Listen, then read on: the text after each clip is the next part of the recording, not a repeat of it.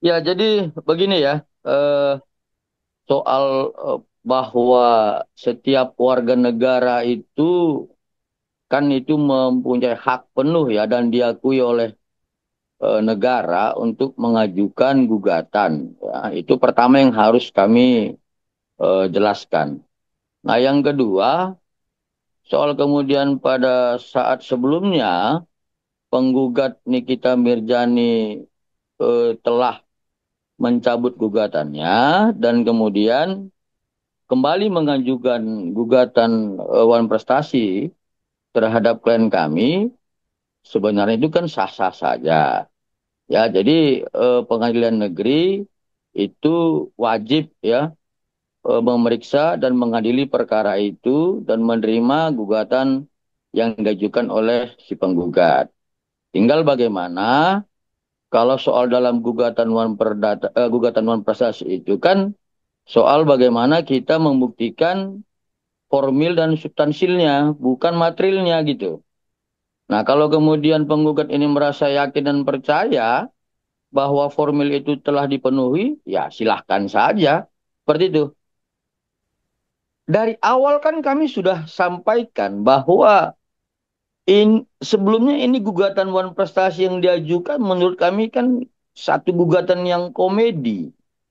Kenapa? Karena kalau gugatan Wan Prestasi itu harus ada dasar hukum yang dipenuhi ya. Secara umum itu sebagaimana 1234 KU Perdata, 1243 KU Perdata, 1320, 1238, 1246 KU Perdata. Nah, kemudian setelah kami analisa pada saat gugatan sebelumnya, kami tidak melihat bahwa dasar hukum tentang gugatan Wan Prestasi yang kami sebutkan barusan itu terpenuhi. Jadi kalau kemudian pada saat itu penggugat melalui kuasa hukumnya mencabut gugatannya karena dengan alasan tertentu, menurut kami itu sudah benar. Tapi kalau kemudian ini diajukan kembali, gugatan yang baru, ya kami juga akan berpikir, ini apakah ada ilmu baru atau strategi baru yang selama ini belum kami pahami di negara kita. Jadi ya kami juga akan melihat seperti apa dalil-dalil gugatan yang akan diajukan penggugat dalam hal ini adalah Nikita Mirjani dan Ismail Marzuki. Seperti itu. Oke. Yang kemarin kan itu Kapolri dan Kejagung kan itu sebagai turut tergugat ya. Kemudian ditambah turut tergugat yang ketiga adalah PT Bumi Parawesesa kalau nggak salah. Dan kemudian setelah kami lihat dari SIP Jakarta Selatan bahwa turut tergugat yang baru didaftarkan ini hanya dari PT Bumi Wasesa ya. Jadi menurut kami itu tidak ada persoalan. Yang pasti adalah yang tergugat klien kami yaitu Dr. Reja Gladys dan kemudian Dr. Atobah Mufid. Soal kemudian turut tergugat itu menurut kami adalah hal yang menurut mereka itu yang harus dibebankan bertanggung jawab atau tidak itu saja sebenarnya. Tapi kembali begini, eh, kami hanya melihat apakah nanti ya penggugat ini bisa membuktikan azas formil terhadap gugatan Wan Prestasi. Yang pertama, apakah si penggugat mampu ya menyajikan pembuktian tentang perjanjian yang sah antara kedua belah pihak. Ya, jadi pada prinsipnya ini sebagai referensi ya bagi teman-teman media, gugatan Wan Prestasi itu adalah gugatan antara kreditur dan debitur. Demikian juga sebaliknya, ya. Boleh juga debitur menggugat kreditur. Nah, yang jadi persoalan adalah objek ganti ruginya apa kalau dikaitkan dengan gugatan yang diajukan pada saat ini. Karena apa? Karena kalau kita lihat dari konstruksi hukum Wan Prestasi bahwa ketika ada satu Wan Prestasi itu adalah salah satu pihak itu harus lalai dalam prestasinya. Nah, ini pertanyaannya siapa yang lalai? Nah, yang kedua, kemudian kami juga bingung dari mana nanti penggugat ini menghitung untuk biaya tentang menuntut ganti ruginya. Ya mudah-mudahan ada ilmu baru lah yang kami dapatkan nanti. Seperti itu. Ya, jadi seperti yang kami sampaikan barusan, kami ingin cari ilmu juga ya terhadap adanya angka yang 114 miliar yang diajukan itu. Karena kalau kita berbicara, kalau lah seandainya ya, bahwa adanya perjanjian yang sah, ya seandainya ini kita seandainya ya, tentang objeknya itu adalah 4 miliar, kami bingung hitung-hitungannya dari mana. Kenapa tiba-tiba menjadi 114 miliar. Sementara kalau menghitung tentang ganti rugi dan hal sebagainya terhadap gugatan wan prestasi, sudah diatur dalam hukum perdata kita sebagaimana 1246 KUH Perdata. Ya, jadi Eh, contoh adanya kelalaian ya, utang atau kewajiban yang tidak dibayarkan, kemudian adanya bunga terhadap utang yang sudah tidak dibayarkan tadi, lalu kerugian terhadap hal-hal tadi yang kami sebutkan. Nah, kan harus ada konstruksi perhitungan yang jelas, yang real gitu. Ya, jadi kalau ke pengalaman kami harus berorientasi terhadap satu objek yang real gitu. Contoh ada 4 miliar. Kemudian ada seseorang kreditur atau debitur yang lalai. Kami hitung bunganya. Tambah lagi dengan kerugian terhadap tidak dibayar selama berapa lama begitu. Nah, itu kan jelas konstruksi perhitungannya gitu.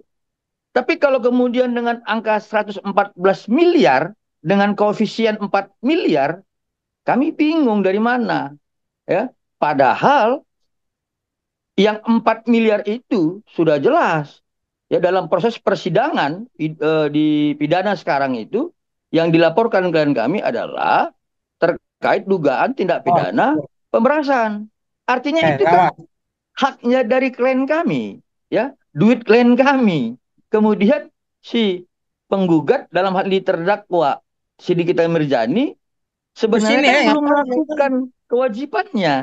Ya kami juga bingung secara posita kedudukan hukumnya di mana dia akan meletakkan dia sebagai penggugat. Makanya ya seperti kami sampaikan tadi, kalaupun nanti Ya, ini sudah berjalan setelah proses mediasi selesai, kami akan pelajari ya seperti itu. Sudah pasti kami ini kan menganggap ini satu ambigu ya. Kalau benar. ditanyakan apakah kami siap untuk Beda sama membayar ini. atau seperti apa, ini kan satu pertanyaan yang Cuma, ambigu dan satu hal yang harus kami jawab dengan hal yang sangat heran juga gitu. Kenapa? ya itu. Karena kami menganggap bahwa kami tidak harus eh, mengaminkan gugatan itu. Ya. Tunggu, Karena Beda dalam nih. proses pidana sekarang, kami Tunggu, masih tunggu. memperjuangkan ya, eh, keadilan bagi klien kami Dr. Reja Gladys yang secara terang benderang dalam fakta persidangan itu sudah menjadi korban dugaan tindak pidana pemerasan. Nah, kalau kemudian dikaitkan bahwa kami sudah siap untuk membayar, ini kan ambigu dia. Seperti itu. Karena terdakwa Nikita Mirjani ini diancam dengan ancaman di atas 9 tahun, maka kemudian tentang ketentuan masa penahanannya diatur dalam pasal 29 KUHP. Ya. Jadi masa penahanan di pengadilan negeri itu kan 30 tambah 60. Nah, kemudian dapat diperpanjang 30 hari lagi untuk tahap pertama dari pengadilan tinggi dan kalau masih kurang boleh diperpanjang lagi 30 hari lagi. Ya, jadi karena ini ya saya perlu tegaskan karena ini ancamannya di atas 9 tahun ya dengan ketentuan pasal 3 Undang-Undang Nomor 8 Tahun 2010 ancamannya 20 tahun maka masa penahanannya itu sebagaimana ketentuan pasal 29 KUHP seperti itu. Ya, jadi terhadap itu kami kan nanti ya karena saya masih di Medan, kemungkinan minggu depan saya akan ke Jakarta. Kami akan berdiskusi dengan klien kami dulu ya terhadap apa yang sudah diajukan oleh si penggugat. Dan yang pasti bahwa kalaupun nanti dalam persidangan 1 Oktober itu hanya sebatas pemeriksaan berkas ya. Kemudian dilanjutkan dengan proses mediasi seperti sebelumnya. Jadi kalau dipertanyakan apakah kami sudah siap, nanti kami akan diskusikan dengan klien kami bagaimana nanti kami akan menghadapinya khususnya dalam proses mediasi seperti itu. Ya dari awal eh, sebenarnya klien kami itu biasa-biasa aja pada saat diajukan gugatan pertama. Sama juga dengan diajukan gugatan yang kedua ini. Yang beliau terkejut adalah pada saat pencabutan gugatan, ya. Jadi sebenarnya kalau misalkan adanya seseorang menggugat seseorang, ya klien kami itu merasa itu hal yang wajar ya seperti itu. Tetapi klien kami merasa bahwa apa yang diajukan oleh penggugat ini menurut klien kami itu hal yang kabur ya seperti itu. Ya, saya selalu berpendapat berdasarkan asas hukum normatif ya, ius constitutium ya. Jadi tentang penangguhan ya baik itu tersangka maupun terdakwa itu sudah jelas diatur di dalam pasal 31 ayat 1 KUHP ya, bahwa tersangka dan terdakwa berhak ya, saya tegaskan berhak untuk mengajukan penangguhan terhadap tahanan dia gitu. Nah, tetapi kalau kemudian ada pihak lain, ya biasanya secara umum itu adalah sebagai orang yang menjamin terhadap permohonan penangguhan itu. Tetapi dalam pasal 31 ayat 1 KUHP itu dijelaskan bahwa setiap orang ya tersangka maupun terdakwa berhak untuk mengajukan penangguhan tahanan. Seperti itu. Kalau soal tadi yang 114 miliar, saya pikir klien kami ini kan merasa ya ini hal yang aneh juga ya. Karena kan pada prinsipnya yang dirugikan itu kan klien kami. Ya. Kalau kemudian tadi seperti yang saya sampaikan objeknya adalah 4 miliar, tiba-tiba ada lompatan ke 114 miliar, ini kan hal yang aneh ya seperti itu.